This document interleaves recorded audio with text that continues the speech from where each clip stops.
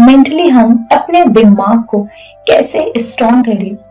Because हम जब भी कोई काम करते हैं तो हमारा दिमाग जो है वो यहाँ से वहां भटकता रहता है, जिसके चलते हम अपने काम में फोकस नहीं दे पाते हैं।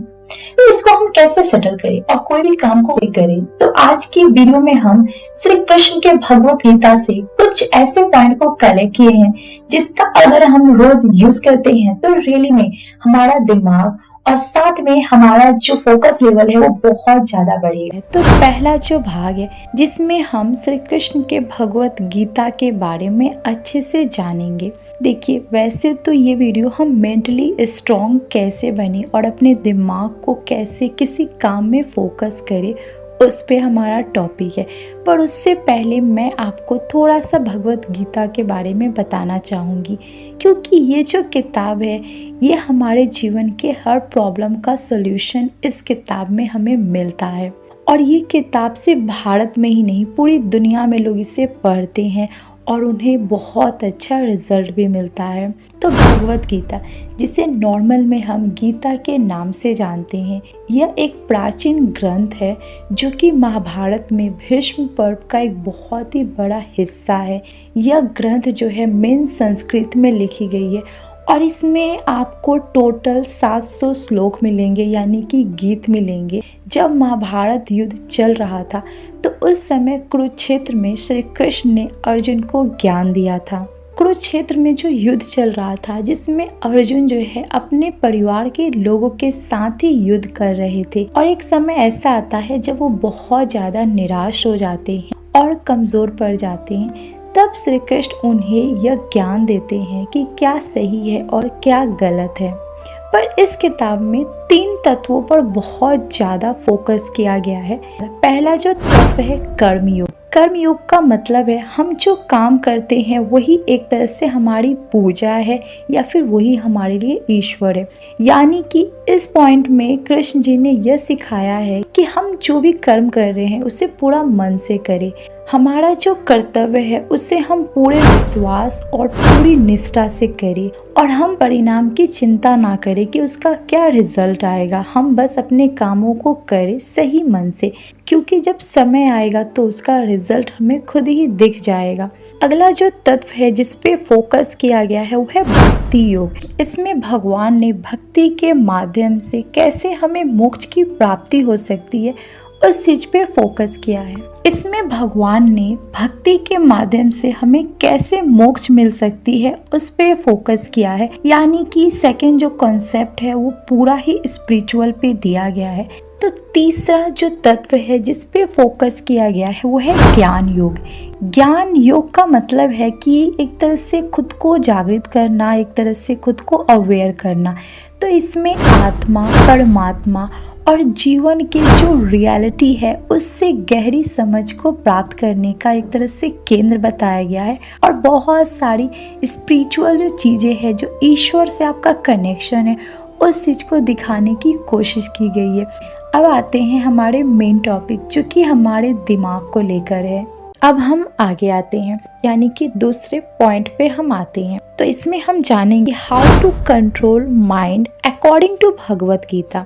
तो भगवत गीता के अकॉर्डिंग हम अपने दिमाग को कैसे कंट्रोल करेंगे, तो इस पॉइंट में भी हम बहुत सारी चीज़ों को जानेंगे। भगवत गीता के अकॉर्डिंग मन को कंट्रोल करना या फिर दिमाग को कंट्रोल करना बहुत मुश्किल है। इसको हम डेली प्रैक्टिस से ही कंट्रोल कर सकते हैं। इसमें कृष्ण जी कहते हैं कि मन जहाँ भी भटकता है या फिर यहाँ वहाँ घूमता है तो वो उसकी चंचलता और उसकी अस्थिरता के कारण, उसका ये नेचर होता है जिसके कारण वो भटकता रहता है। इसी में अगला तत्व कृष्ण जी कहते हैं मन के बारे में कि ओवर थिंकिंग हमें नहीं करनी चाहिए और मानसिक संतुलन बनाने पे उनका फोकस होता है। अगला जो पॉइंट इसी में कृष्ण जी ने कहा है कि मन को उन्होंने 11वें इंद्रिया माना है, जो ज्ञान इंद्रिया और कर्म इंद्रियों के बीच नियामन का काम करती है। यह इंद्रिया और मन हमारे ज्ञान और कर्म के साधन मात्र ना होकर इस संसार को भोगने के भी साधन है।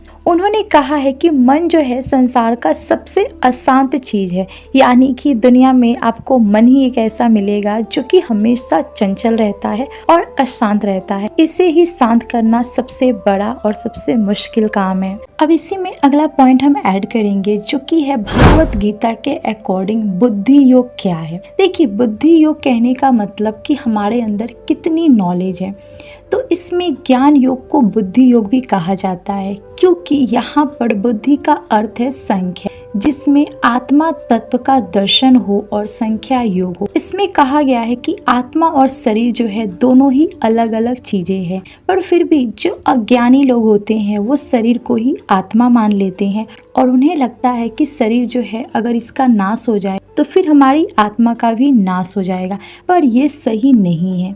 अगला जो पॉइंट है कि भगवत गीता में श्री कृष्ण जी ने भावनाओं को हम कैसे कंट्रोल करें, उस पे भी बहुत ही डिटेल में बताया है कि हम अपनी भावनाओं को कंट्रोल मेडिटेशन से कर सकते हैं। तो ये एक बहुत अच्छा साधन है जिससे हम अपने विचित्र मन को हम शांत कर सकते हैं। जैसे कि 6.10 से लेकर 6.50 जैसे श्लोक जो है भगवत गीता में इसी चीज पे फोकस कराते हैं। अब इसी में एक और पॉइंट हम जानते हैं कि बुद्धि को हम कैसे बढ़ाएं। तो बुद्धि को बढ़ाने का एक और तरीका है, वो है योग करना। तो मेंटल पीस और तेज दिमाग के लिए हम योग को अपने जीवन में शामिल कर सकते हैं। आपने ऑलवेज देखा होगा अपने आसपास, या हम लोग खुद ही उस चीज को फेस करते हैं कि हमारा पढ़ाई में, काम में मन नहीं लगता है, बिकॉज हमारा मन जो होता है वो अशांत होता है, तो फिर वो मन कैसे लगेगा। तो इस चीज को हम डिफरेंट तरीकों से कर सकते हैं, जिसमें इम्पोर्टेंट है योगासन। इस चीज को कम कर सकते हैं पद्मासन योग से। ये जो है इसको हम लोग कमल मुद्रा भी कहते हैं। ये योग जो है मांसपेशियों और तनाव को कम करता है और मन को शांत करने में बहुत ज़्यादा ये बेनिफिट साबित होता है। और भी बहुत तरह के योगासन हैं, जैसे आप देख सकते हैं, इनका आप यूज़ कर सकते हैं। आप अपने मेंटल और फोकस लेवल को अच्छा बना सकते हैं। अब हम अगले पॉइंट पे आते हैं जो कि भगवत गीता में कहती है व्हाई शुड वी मेडिटेट, हमें ध्यान क्यों करना चाहिए। तो मेडिटेट, जिससे योग क्रिया भी कहा जाता है, या फिर एक विद्या है, या फिर एक टेक्निक है, जिससे हम अपने मन को कंट्रोल करते हैं, अपने दिमाग को कंट्रोल करते हैं। अब हम लास्ट पॉइंट पे आते हैं जो कि है कि what does the Bhagavad Gita say about over thinking, यानी कि भगवत गीता जो है ओवर थिंकिंग के बारे में क्या कहती है, उसका कॉन्सेप्ट वो क्या बताती है। तो सिंपली में भगवत गीता में बहुत ही अच्छे से एक्सप्लेन किया गया है। ज़्यादा सोचने के ऊपर कृष्ण जी ने यही कहा है, सोचना एक हद तक अच्छा होता है और यह हमारी समस्याओं का समाधान करता है, लेकिन जब ये ओवर थिंकिंग हो जाए, यानी कि ज़रूरत से ज़्यादा हम किसी चीज़ के बारे में सोचे, तो फिर ये हमारे लिए प्रॉब्लम बन जाती है। और उस समय जो है हमें एक तरह से शांत हो जाना चाहिए, यानी कि मौन हो जाना चाहिए, और उस शांति में ही हमें उसका उत्तर भी मिल जाएगा। और पास्ट में हमारे साथ क्या हुआ और फ्यूचर में हमारे साथ क्या होगा, इन सभी चीज़ों को छोड़ दे और आपका जो प्रेजेंट है उस पे फोकस किया जाए और उसमें अपने काम को, अपनी जो जिम्मेदारी है उसे अच्छे से निभाया जाए, तो आपका रिजल्ट भी अच्छा ही आएगा। तो ये बात तो ओवर थिंकिंग पर हो गई, पर हमारा जो टॉपिक था कि हम अपने दिमाग को कैसे मेडिटेट करें, तो भगवत गीता में कुछ ऐसे स्टेज बताए गए हैं जिसका हम यूज़ करके एक बहुत ही पीसफुल में हम मेडिटेट कर सकते हैं। जैसे पहला, हमें अगर मेडिटेट करना है तो हमें एक शांत जगह चाहिए, वो चाहे कहीं भी हो, चाहे आप जंगल में बैठे, घर में बैठे या कहीं भी बैठे, पर वो शांत होना चाहिए, वहाँ पर ज़्यादा शोरगुल नहीं होना चाहिए। अगला जो स्टेप उन्होंने बताया है कि आराम से बैठे और चेहरे पर एक हल्की सी मुस्कान ले, मन को शांत करे। अगला जो स्टेप उन्होंने बताया है कि मन को केंद्रित करें, और यह आप अपने शरीर को सीधा, सिर गर्दन को सीधा स्थिर रख के और बिना इधर उधर देखे अपनी नाक पर हम देखने की कोशिश करें। अगला जो स्टेप उन्होंने बताया है कि सांस पे फोकस करें। हम जो सांस लेते हैं ना जब मेडिटेट करने के समय, तो उस समय हमें अपने सांस पे एक तरह से फोकस देना है, उसको महसूस करना है, उसकी आवाज़ को सुनने की कोशिश करनी है। तो यह बहुत ही सरल तरीका है और भी बहुत सारे तरीके बताए गए हैं, पर ये बहुत ही सिंपल स्टेप बताया गया है जिससे हम खुद को मेडिटेट कर सकते हैं, अपने दिमाग को हम शांत और एक चीज़ पे फोकस करा सकते हैं।